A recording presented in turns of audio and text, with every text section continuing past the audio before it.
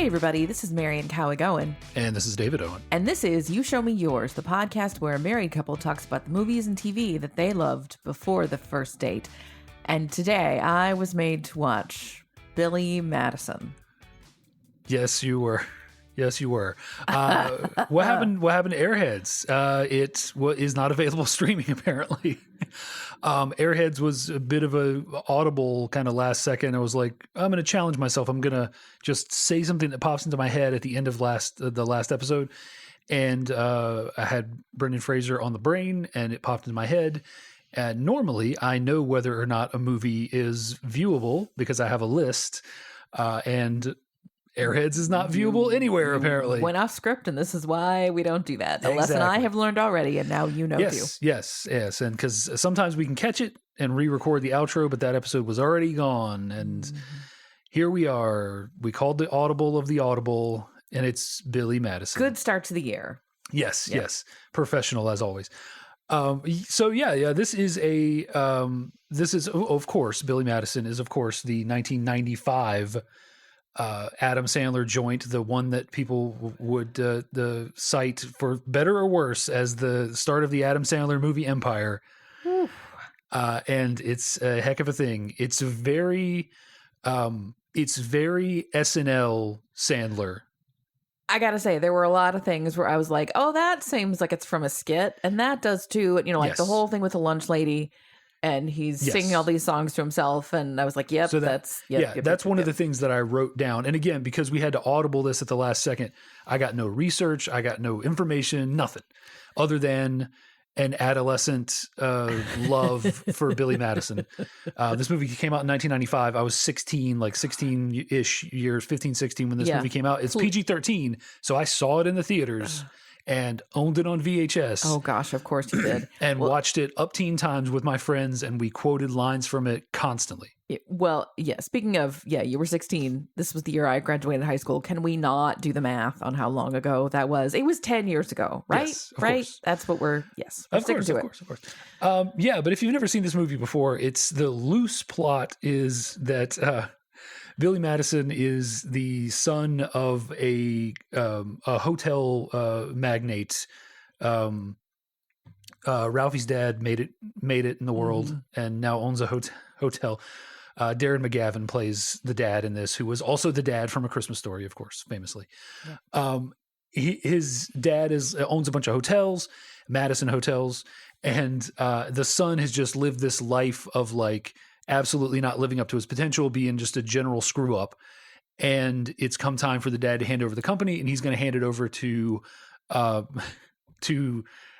Josh from the West Wing.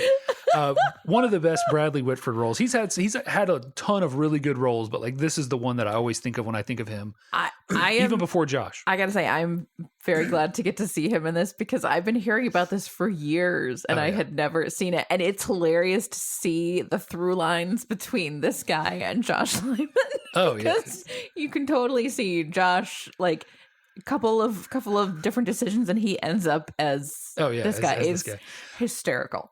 But anyway, so the dad is decided his son is a screw up and is going to give it to Eric, who is played by Bradley Whitford and is a like mustache twirling businessman villain, and Billy has a moment of clarity and he's like no, I can do it. And in which point his dad reveals that he can't do anything because even his academic career was fake because his dad paid all his teachers, including paying for him to win a spelling bee where he spelled rock, R-O-K.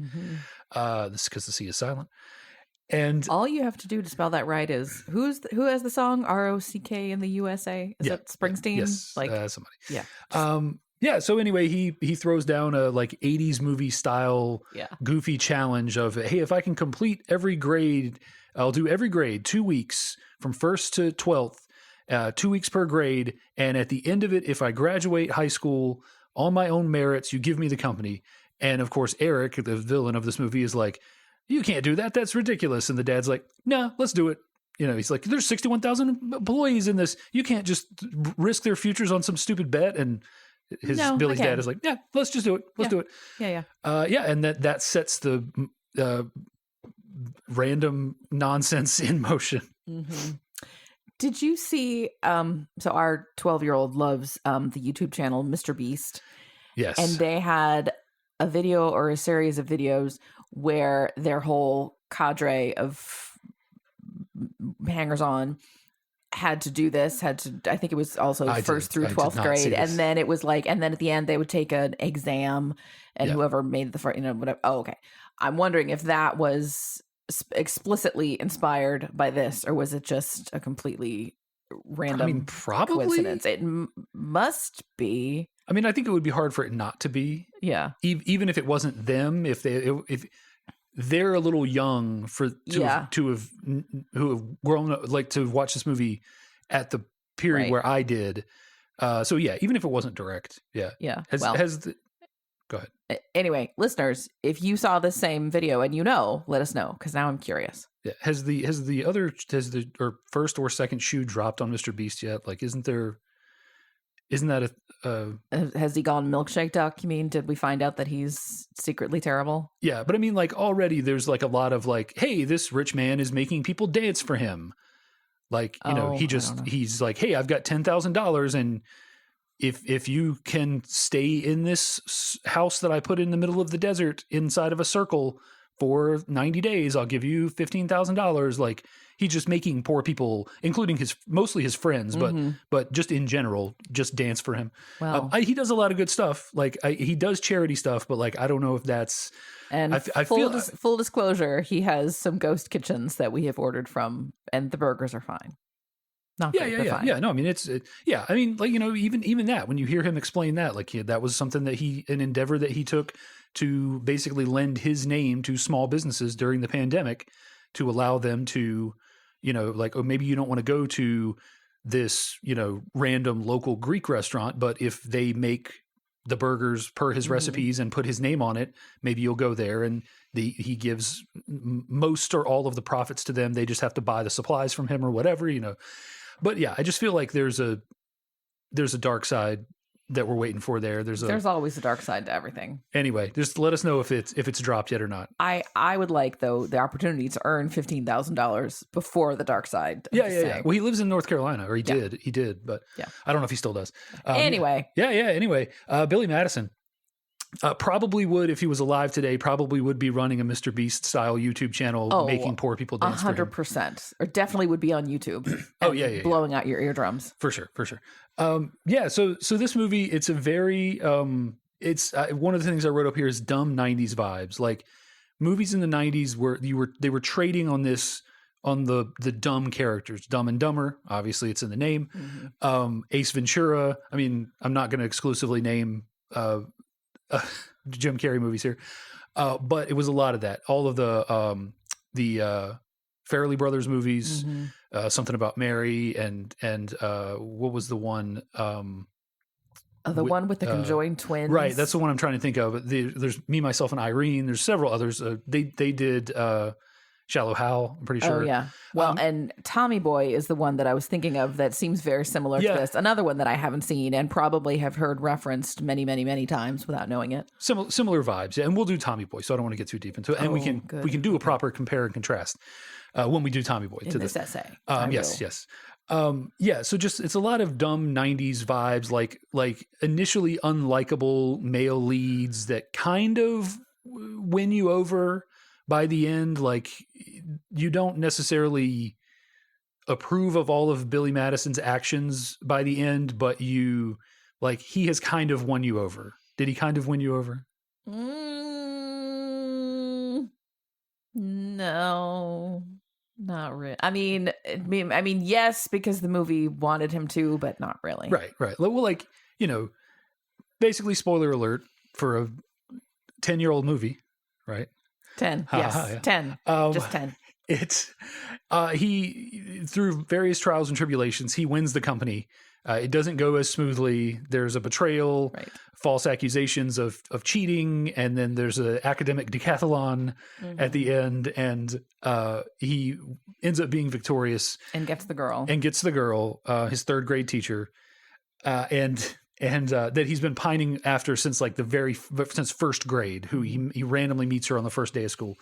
And he gets the company and he gives it over to Carl, which is like the second or third in command guy who somehow isn't in line to inherit the company, even though he seems more senior, not only in age, but in like wisdom and his position and demeanor. Yeah. And he gives it over to Carl after he is awarded the company and says, I'm going to college. I'm going to be a teacher. Yay. And, so the intent is kind of, he learns his lesson. He stops being dumb. He stops wasting his life. He, lives up to his potential. And that's kind of the, in the 90s, dumb stoners just weren't living up to their potential. We were all slackers. These poor affluent white men right. who just couldn't get it together. They're really the ones who suffer in our society. Yes. Yep. Yeah. So just before we get too much further into it, just give me your thoughts. What did you think? Because this is one of those movies you've heard quotes from it, you've heard lines from it, from me, and just from the zeitgeist of the world, of the comedies. There were many that I could recite word for word. Yes, like I would get a couple words into the exchange, and I would immediately and I award you no points, and may God have mercy on your soul. Like I knew I was Yeah, it's very hard to get past the, oh my God, that's Josh Lyman part. Oh, yeah. But once I did, this seemed like a big SNL skit because there were so many elements from this that also showed up in various SNL things, like everything with the lunch lady. And he's, singing songs to himself. And I halfway expected in there to be Red Hooded Sweatshirt, shabba-dabba-ding-dong, but there wasn't. Yeah. And at one point I was like, what's the commercial with the beer and the gay guys? Because at some point they're in the pool and they roll out a keg, and there's a lot of it. So it's just, it's like being in SNL circa 1993 to 1996. It's just, if they made that essence into a movie, this would be it.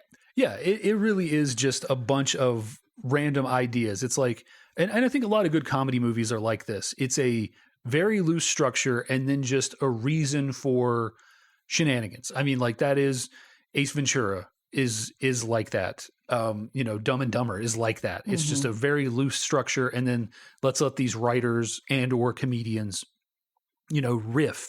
And sometimes it's even improv. But yeah, there's a lot of that. There is Sandler does the Lunch Lady Land song on SNL, and there is a lunch lady who comes into the movie and it just like everything comes to a halt. She just comes in and slaps down a sloppy Joe and just you like them extra sloppy. I made them extra sloppy for you. Yeah, I know how you kids like some sloppy. It's just that again, it's peak 90s SNL Sandler. It's, I'm crazy tetherball head man. I got a tetherball on my head. Give me some candy. It's just that. And I forgot about that until this minute, even though I have made that joke myself, but I forgot it existed. It's just 100%. It's him doing his, his funny little, sabadoo. His little, there's a point where he starts talking gibberish as Eric, Josh Lyman is Bradley Whitford is like making faces at him, and he's like, you know what though? It was hard to tell if that was actually happening because we'd had the whole thing about the penguin. And so he's an unreliable narrator, kind of. And I was like, is he actually, like, he's doing the thing where he's resting his face on his hand and the middle finger is just I was like, is he actually doing that? Or is Billy imagining that? Okay. I think he's 100% doing it. Okay, well. Because I think that Eric is that kind of guy. Like, he wants the company. So every time he gets a chance, he agitates Billy so that he will continue to embarrass himself. Sure. No, I don't have a problem imagining that he would do that. It was just unclear. But yeah, the first part of the movie is it's just chock full of a bunch of random stuff. And my favorite is the penguin. Yeah. And that was a thing. And there's the different things, like the amount of things, again, that these are just back and forths with, like, there were calls and responses.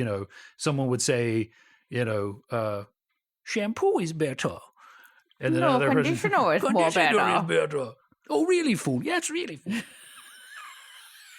You know, and then there's the penguin. You know, it's too damn hot for a penguin to just be walking around.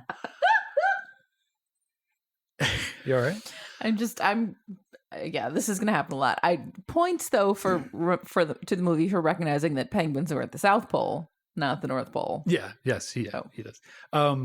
Yeah. And there's a lot of like quick sight gags. They do it's Nudie Magazine Day. They do some, you know, there's some little gags with the nudie magazines that he gets. Yeah. And the penguin is in itself as a sight gag. Content warning though. This movie does not have great viewpoints on trans people or gay people or anybody. Sure. Really. I mean, it's unsurprising for a movie from 1995, but needs to be said. Okay.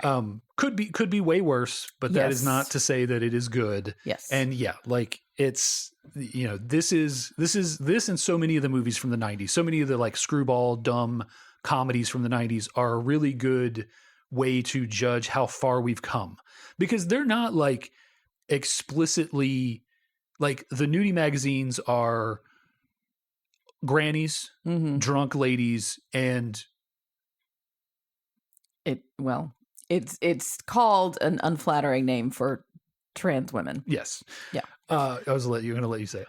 And no. You know, so like, and then one of the characters is gay and keeps hitting on Billy, in an aggressive fashion. So like, all in all, it could be worse. And I'm not defending it. I hear a lot about how Ace Ventura is incredibly transphobic, and this is not that bad, but it's not great. Yes. So the less said, the better. Yeah. Yes, it is. You know, trigger just warning. Be aware that it's warning. there. And moving on. But yeah, so the beginning of it, he's been in the pool too long. You know, and he's had too much sun, so he starts seeing a penguin, and then the penguin becomes a reoccurring character throughout the. You know, throughout the movie. And yeah, it just in general is just a bunch of dumb, random stuff all throughout the first part of the movie. But again, like it delivers a bunch of moments. Like it's the moment it really feels like a bunch of little skits, just ideas that were too small to be skits. Like, hey, there's a bunch of grown men putting a flaming bag of dog poop on an old man's, you know, and then the old man says, "Don't tell me my business, devil woman. Don't step on it with your boots on, Ed." Is that going to be my name for the next couple weeks? Oh, it always been. I've said that to you before. Like, you may not remember. I don't remember it. But I've said, "Don't tell me my business, devil woman." Okay. You may not remember it, and now if you do happen to remember, you know where it's from. I will. Well, and as they were getting ready to do this, I was like, "Why is a flaming bag of dog shit on the porch a thing?" Dave's like, "You're about to find out." I said, "When you see something on your porch that's on fire, there's a natural reaction." I have limited imagination sometimes. Yes. I mean, it's not worth recapping. I mean, the individual jokes in this movie, it's got a pretty good joke per second kind of thing. Like even little stuff, like there's a point where he's in the hall and his love interest, Veronica Vaughn, passes by, and there's a big tray full of milk, and he's like, "Hey, you want some of this milk?" And she's like, "That milk's for that classroom." And he's like, "We can have it. Nobody got to know." You know, it's just like, that's just a line that just hits me every time. Like, ain't nobody got to know, you know? And then there is a janitor there who is actually secretly employed by our villain, Eric, who is watching him, and without missing a beat, he just turns to him and goes, "How about you, sideburns?" You know, and it's just, you know, the amount of times that I have said to someone, "How about you, sideburns?" You know, it's 6 or 7. Really? It's 6 or 7 at least. Still single digits. Single digits. Okay. That's okay then. In fairness, I've only had 10 years to use the joke. So right. Give me another 25 years, I'll have more. Right. I'll have more input. Back to I'm going to be a downer. Sorry. I am a little uncomfortable with all of the implied sexual tension between Billy and all these other characters. First of all, the maid. Yes. Oh, she's great. You want me to take my shirt off for you? Because, well, also, that's going to be a thing that I say to you. Yes. The offer is on the table. That, I think... Because presumably this is the maid that has like been with the family since he was a child. Kid. That, I think, is a trope of like young Southern boys become men with their housekeeper. Like, I don't know how common it is, but like that's a story, So that, and then, so he's in the 3rd grade classroom on Valentine's Day, and he's a 28-year-old man. So yeah, something like that. And is getting Valentines from all of his classmates, especially the girls who are 8, who are looking across the classroom at him and just like sighing. And then from the principal, which is where we introduce this idea of the, Max, the principal, who is a male. Yes. So, but then he ends up dating this 3rd grade teacher, and I'm like, I'm uncomfortable with both of these. Yes. 28-year-old man getting hit on by 8-year-old girls, and 28-year-old man getting hit on by his teacher. Like, none of this is okay. I don't. To make it even creepier, you got to highlight the line that happens on his 3rd grade graduation, where she's in his tent and she says, "It's the last day of 3rd grade, and you've got your teacher alone in your tent. What do you want to do?" Oh gosh. That's right up there. That's right up there with the Fight Club line about "I haven't been fucked like that since grade school." Like, just as far as like, at first you're like, "Oh yeah," and then you're like, "Wait, what? You think about that?" Oh God. Well, speaking of other movies that get a lot of criticism, if 10 plus years after they've been released. Why can I not form sentences? Anyway, Never Been Kissed. Have you seen it? Is that the one where she goes undercover in high school? Yes. If you haven't seen it, listeners, don't really bother. I saw it at a dollar theater and I almost got my money's worth. Anyway, so she's like 27 and she's going undercover as a 17-year-old, which is ridiculous from the jump, but whatever. And her teacher, who was also, 30, whatever, same age, develops a crush on like her, the adult woman, and tells her about it, but he doesn't know that she's an adult, anyway, lots of people who are, "Oh my gosh, he's having inappropriate thoughts about a 17-year-old. It doesn't," and I'm like, "This is not cute. This is not," right. I mean, that's a lot of romantic comedies too, though, of like, well, this man is her boss. He should not be. Yeah, sure. But like, if that's problematic, I feel like this. Oh yeah, totally. Is. I don't know. Yeah, again, I don't know which I'm more comfortable with. The 8-year-old's making eyes at a 28-year-old, or a teacher in a relationship with her former student. And I know it's ridiculous, and I know they're both adults. Way overthinking it, and but I also, just wonder, how do you explain that? How did you meet? Oh, he was my student. Oh, did you teach college at some point? No, I've always, yeah. But anyway. Also, like, I think a movie like this, which is a dumb, over the top screwball comedy style movie, gets away with it more than a Never Been Kissed, which is a possibly romantic comedy ish movie. Possibly, yes. And I realize you're not even supposed to think about it. I get it, but just it's just funny. It's 10 seconds of funny. Of course, the 8-year-old girls would be. Would think he's cute. Well, no, because in the words of my 12-year-old self, he looks like he has to shave. Yes, true. That is true. I didn't like Donnie Wahlberg or the New Kids because he had too much facial hair. Yes. As a grown man when I was 12, and I preferred Joey McIntyre because he was baby-faced. Don't we all? Which I think, though, there's been studies that show like that's part of a boy band's appeal is when they look youthful. So for that age group of girls, that's perfect because they're grown-up boys, but they're safe. Okay, so since we have been or were just talking about Veronica Vaughn, I will answer one of your questions about the things that I wrote on the list of topics. I wrote, this is the start of the Sandler double V or VV. Ah, okay. Yes. So from here until I don't know when it might still be going, the female love interest in his movies is VV. In Waterboy, it's Vicky Valancourt. In Julia Gulia is not a double V. Who's Julia Gulia? In The Wedding Singer. I don't know. Well, okay. That might not be a mainline Adam Sandler movie. Oh, there's a but he got me on a technicality. Okay. Whether or not it's everyone. Okay, it's a bunch of them. Okay, the Waterboy. I feel like Little Nicky. It's a VV. I can't remember, but Vicky Valancourt I can remember from Waterboy. But yeah, it was, from here for several movies in a row, he has a double V. Okay. Is there a reason for this, or just... I don't know. If this was a normal cycle of us doing an episode, I would know. You would have found out. I would have more information and an answer possibly. Curse you. Yes. But yeah. So, Veronica Vaughn, Vicky Valancourt, and more. Well, speaking of Veronica Vaughn, wow, Bridget Wilson. Forgot about her. Yeah. Where has she gone? She's making babies with Pete Sampras. I was going to say, probably. I noticed she is on IMDb. She is now, Wilson Sampras. Sampras. Yes, that's been a while. And I just looked her up and they're still married and they're just having babies, being beautiful people in California. Yeah. Which is, fine. You should do that. Yeah.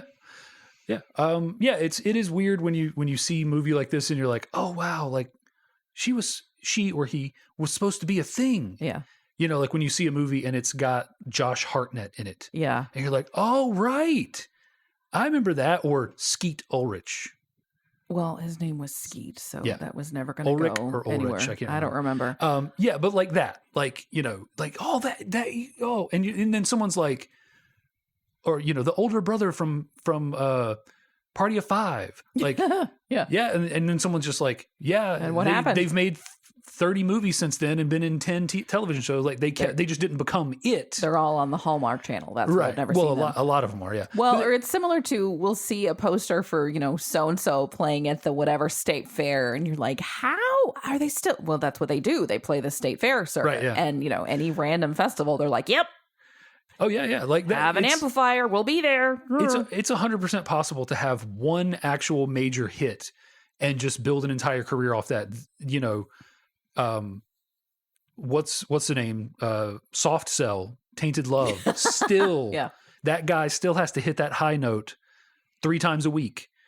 They're still playing somewhere? Yeah. Like they're still out there. Like, on New Year's Eve, we saw Duran Duran. Oh, that was painful. And was a New Edition. Yeah. Like the tail on a music career is enormous. And it doesn't have to be like a Rolling Stones who had a bunch of legit hits. Again, like I said, Soft Cell. Like, the singer from Dead or Alive was, until I think their recent death, was like a British television personality and still doing stuff. Okay, the group is called Dead or Alive, and now he's dead, and he was okay. There's a joke there. Yes. I'm not enough of a comedian to make the joke work, but somebody take those raw materials and do something with it. If you try to make that joke, yes, someone's going to spin right round in their grave.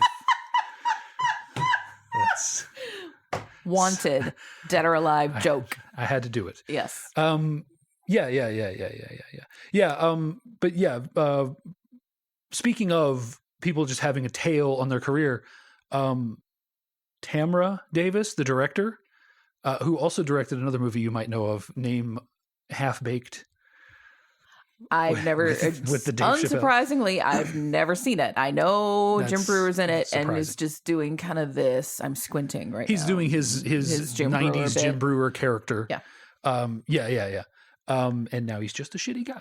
Oh, is he? Yeah. Oh, he's one of them. That's too bad. Yeah. But like she just has directed 1,000 episodes of television and a handful more movies. Like it's one of those things where just like you think like, oh man, this guy directed, like I think I was asking about, was it Frank Darabont or somebody, like he did Shawshank, then he just never did anything else. Like, no, he directed like 20 more movies and like television shows and just like various other stuff. Like he just didn't ever do anything that came onto my radar again. Yeah. So it just, she's just had this extremely long, like she started out, I was briefly reading on while I was writing up the notes for this, on her career, and like she directed videos for like NWA, like back in the way back in the day, and like she did all these music videos, and it just, her career is so incredibly diverse, and then directed several comedies, and just continues to this day to just direct like 911 and Chicago Fire and just all that kind of stuff.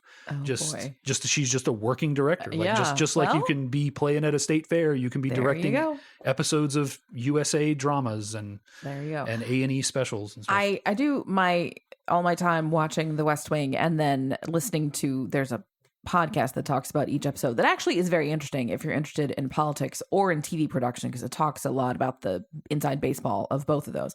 But they talk a lot about the directors who directed each of the episodes, and some of them show up frequently.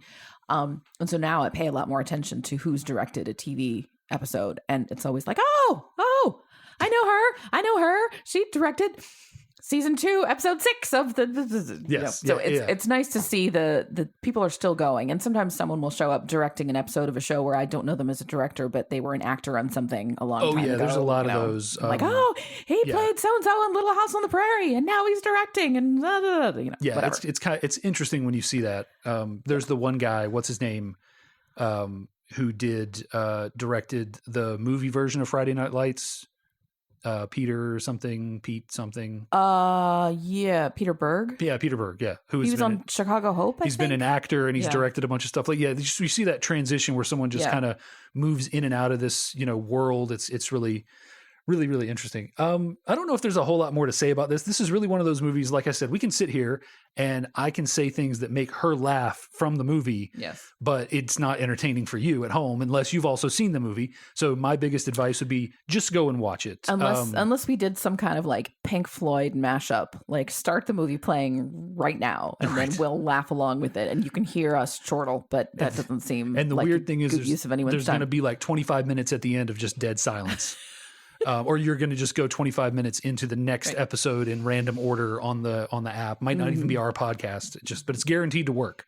I know a guy, and it happened. Yes. Which reminds me of one of my favorite Chris Farley bits. Yeah. That Veronica Vaughn. The upskirt. Like, he looks up her skirt. Yeah, but I just love the way that he disarms him in that moment. But Farley just doesn't miss a beat. In a way that almost feels written, but almost feels improvised. Like you could see them like maybe improvising that and then performing it or something. But he's like, I know a guy, and him and her got it on, and he's doing the hand back and forth motion. That was straight out of that was a Matt Foley. That was a Matt Foley thing for sure. Yeah. And he's like, no, you don't. Like, yeah. But you can imagine what it would be like. Yeah. That was pretty good. It's just a great Chris Farley moment. It's just one of those things. Anytime you see a Chris Farley movie from this era, you're just like, man, like he had so much more to give. Because he wasn't that old. He was in his 30s, right? No, yeah. Like he just destroyed his body with drugs and alcohol. And food. Him and Jim Belushi, and do we have other cautionary tales for? Oh, I'm sure we do. Off the top of my head, I don't keep a list of fat comedic actors that ate or drank themselves to death. But we have like the 27 Club, so Let me get. Anyway, do we add Bernie Mac to that list? I know he died. I don't know what happened with Bernie Mac. I just know his thoughts on how white and black people eat their lunches. Really? That's all. Yeah. Okay. Have you heard that bit? Maybe.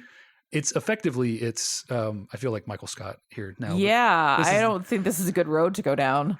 But no, the bit is, and this is like the only Bernie Mac joke I know. Okay. It's just, he just says, there's a difference between how white people and black people eat their lunch. When the white person eats their lunch, they get their sandwich, they take it out of the bag, they eat it. When a black guy goes to lunch, he goes to lunch. And then he just like looks around and goes, "Hey, has anybody seen Tyrone?" And that's I don't. And then it's funny. People laugh. Feel like we might need to cut this part out. No, otherwise we'll get canceled. I don't think this is. Yeah, I think that's actually from the ad for that Kings of Comedy or whatever special, that movie that they had that was like a road trip of him and like whoever, Martin Lawrence and whoever else it was at the time. Yeah, like I'm pretty sure that's from the ad, which that's again, weird. The only that's my 100% of my exposure to Bernie Mac outside of Ocean's 11. I was gonna say that's all I know him from is Ocean's 11. Yeah. And Classy Dominoes. So I just said, go ahead. Sorry. That's it. Okay. I just said people should watch this movie just, to take in the random jokes and the random bits and stuff. What is your thought? What is you have a negative, positive? What's your recommendation here? Oh, geez. If you are of a certain age and you haven't seen this, you should, just to like fill in your list of, if you haven't seen these movies, you can't claim to be a Gen Xer. or whatever, or an exennial, or whatever. If you're a West Wing fan, yeah, you should watch it. Yes. Also, if you're a Steve Buscemi fan, we didn't talk about that. That was I thought that was going to be just a throwaway thing, and then he comes in at the end and it's great. Yeah, it's a great. Yeah, that's one of the other things about how random this movie is, and how so many of the movies in the 90s were so random like this, to the point that Wayne's World is almost like specifically spoofing it, when at the end there's not a happy ending, and they're like, no, we don't like that. Let's just do the happy ending. Where at the end, Eric, our villain, is so frustrated he pulls out a gun, because in the final like Jeopardy style question of the night for the academic decathlon, Billy picks business ethics, of which we know Eric has none. Yes. And so he can't even bullshit his way through what is essentially an oral essay question. Right. And he pulls out a gun, and he's threatening, and he's about to shoot Billy or Veronica, and he gets shot in the butt by Danny, who is played by Steve Buscemi, who is a guy that Billy called after Billy comes to high school, and he pulls up in his Trans Am with his REO Speedwagon shirt on and his jean jacket. Speaking of bands that play the State Fair, and is immediately tagged by all the kids as not cool. And they're so cool in their cargo pants and flannels. Exactly. And Veronica is like, hey, now you know what it feels like. Maybe it's some kids on the way, through high school. Maybe you stepped on some kids too. Mm-hmm. And he calls Danny, and he's like, hey, sorry, I thought it was funny, but it was just stupid and mean, and I'm sorry. And Danny reaches over and marks Billy's name off of a list titled "People to Kill." Mm-hmm. And then he shows up at the end, and he shoots Eric in the butt, saving Billy, and then gives like an enthusiastic wave to Billy, and Billy goes, "I'm glad I called that guy." He reminded me of the serial killer that he plays in Con Air. Yes, that is just like sort of Garland like very Green. Very mild and kind of cheerful and probably good conversationalist, and then just stone cold. Yes, my favorite part though about the ending of this movie is that after this incident where someone is literally shot, they have a graduation ceremony. They've been having a party after every grade that Billy graduates. Every 2 weeks. So every 2 weeks, blowout. He ends up, because of the circumstances and the conspiracy, he makes it to grade 9. So they've had 8 graduation parties across 16 weeks at his mansion. And they, even after this shooting, they have like a faux graduation ceremony in which Eric is forced to come to it. So the villain has to come to it and sits on like a hemorrhoid ring. He's hobbling around on crutches. Yeah, which is my favorite. Coccyx pillow. Yeah, which is my favorite part, that they force him to come to it because he's presumably still employed by the company. I don't know. But yeah, they make him come to Billy's graduation ceremony, which that's a great way to end the thing. And it's just sort of like a Wayne's World-esque, let's do the happy ending. And like you were saying about what's real or what's not, at the end, various characters start hugging and kissing each other. The maid, Juanita, and Danny, the shooter, go at it. The bus driver, Chris Farley, and the Penguin get together. Yeah, that was troubling. Norm Macdonald, who we didn't mention through this whole movie, and the lunch lady get together. Yeah. Norm Macdonald's great in this movie because he's just literally in there to do like what I always imagine Norm Macdonald does in like his friend groups, which is just to like be there, and then at some point go,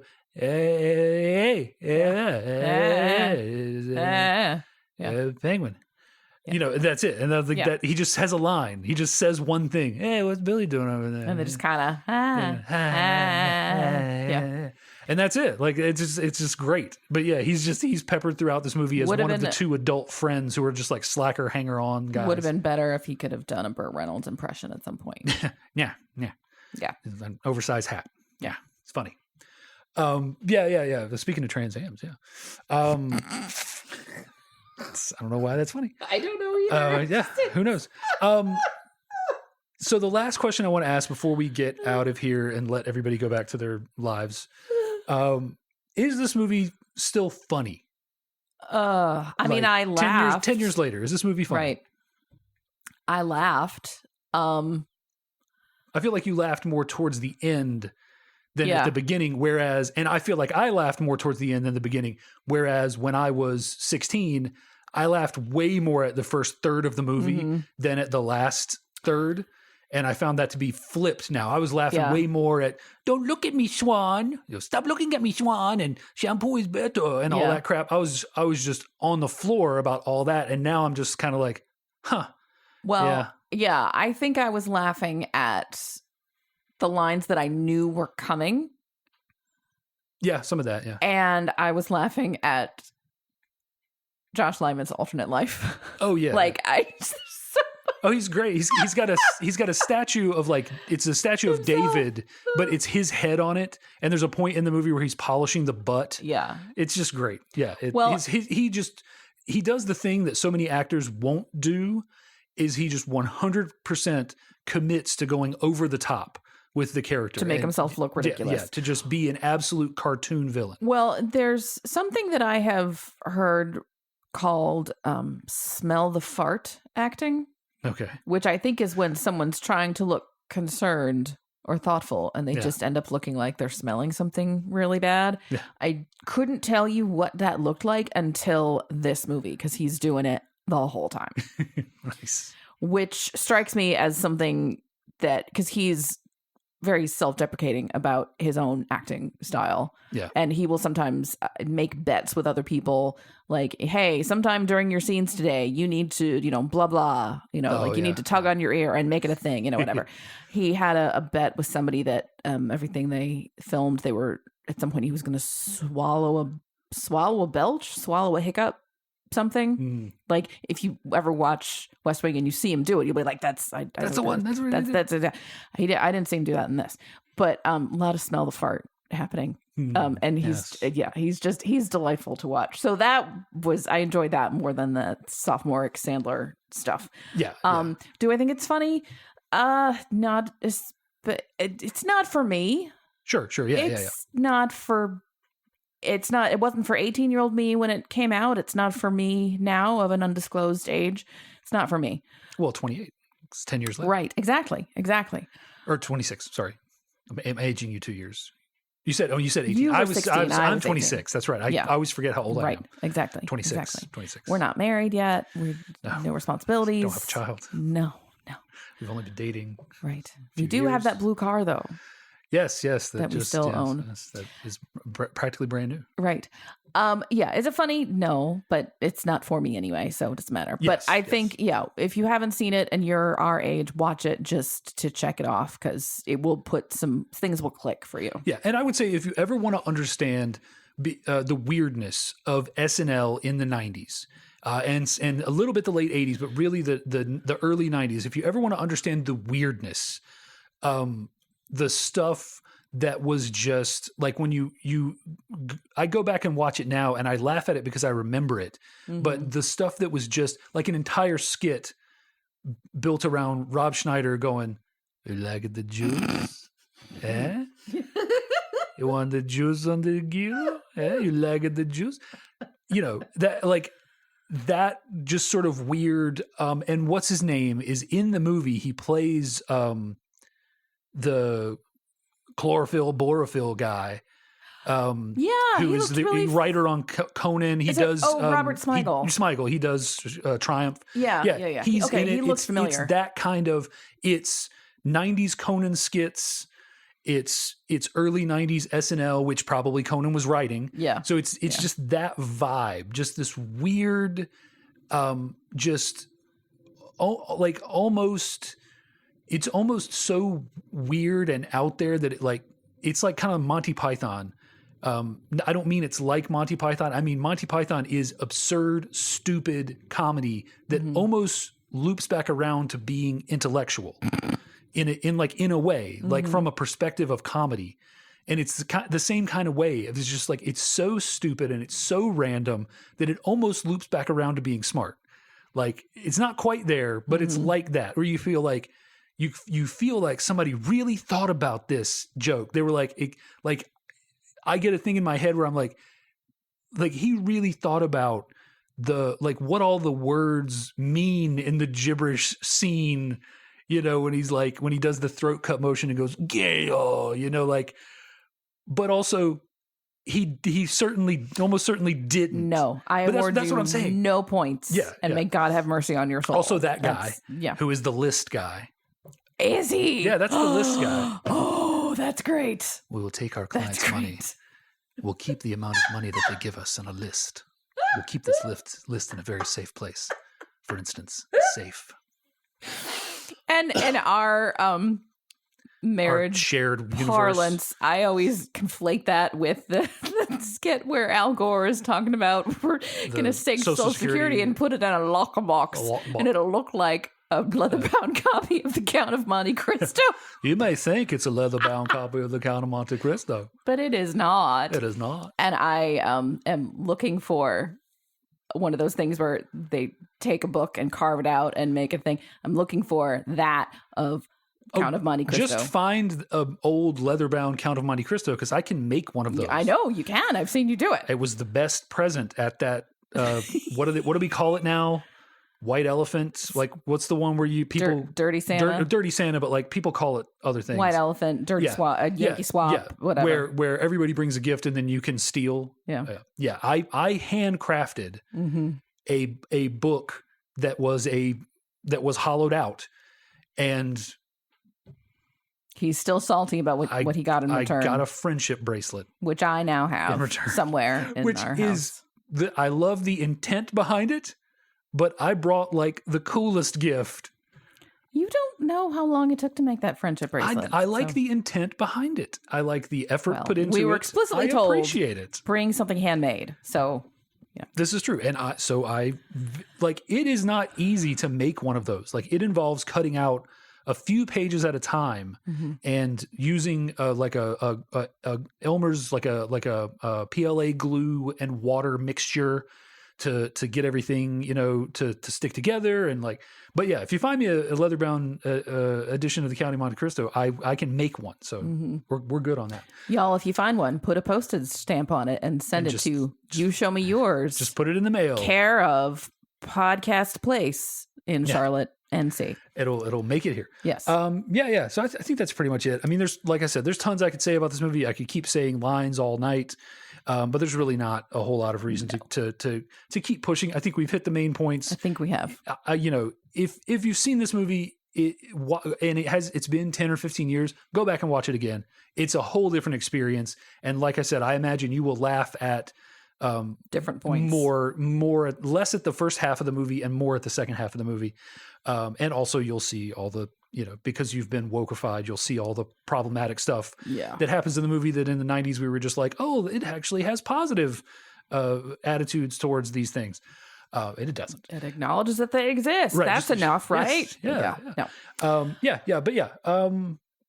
I think that's it. I think so. All right, yeah. Well, folks, we would love to know what you think about this. Well, would we love to? I don't know. Oh, sure. Yes. Yeah. It's just something we say, But yes, please tell us what you think. Okay, Dave would love to know what you think. You can contact us a couple different ways. You can send us an email. You can find us on Facebook, or you can find us on Twitter. Our handle is the same for all three. It's YSMY Podcast, YSMY for You Show Me Yours. You can send us email at gmail.com, DM us through Facebook or Twitter. Or if you go onto the feeds on Facebook and Twitter, you can find links to the latest episodes as they are posted, and occasionally just other fun things that we find that we think you'll find interesting. For example, a couple weeks ago, it was Large Marge's birthday from Pee-wee's Big Adventure. Oh, right. And we put up her picture and said, rest in peace, Large Marge. Dave still thinks you're scary. Was it her birthday, or was it the anniversary of her accident? Oh, it was the accident. It was December, so it was the accident. The birthday is coming up in a couple weeks. Yes. Anyway, so yeah, if you want to learn about fictional characters' death dates, follow us. There we go. Great source. Yes. And like I said, you get links to the newest episodes. If that's not your thing, though, you can find us on most of your major podcast providers, specifically Apple Podcasts. While you're there, we would love it if you would rate, review, and subscribe. If you subscribe, you'll get the latest episodes right in your queue, which, as you've demonstrated by not wanting to go to Facebook or Twitter, we know you're not down for any extra steps. So just subscribe and it's done. There you get them. And if you rate and review, that helps other people find out about us, or tell your friends, Sharing is caring. New episodes every other Wednesday. So that means 2 weeks from today, no matter when you're listening, there'll be a new episode in your queue or on Facebook or wherever you happen to find it. And next week I am hosting and I am going to show Dave A Little Princess. I'm not sure which one. I think the 1995 one, because there are several versions and I've seen at least 2, but I think the most recent one. I think it's the most recent. Anyway, one of the versions, I don't know. Tune in to find out. All right. I really sold it there. It better be magical. It will be. All right. It will be. Is this a movie about the Holocaust? No. Okay. Or not nuclear war also either. Okay. It just feels like a bait and switch type name. Oh, it's the Little Princess. There's the Littlest Pro. No, there is Dickensian poverty. But great. Okay, cool. Even better. But no nuclear war. Even better. Okay, well, tune in 2 weeks for all that fun stuff. Yeah. In the meantime, this has been You Show Me Yours. Thanks for listening. Bye. Bye.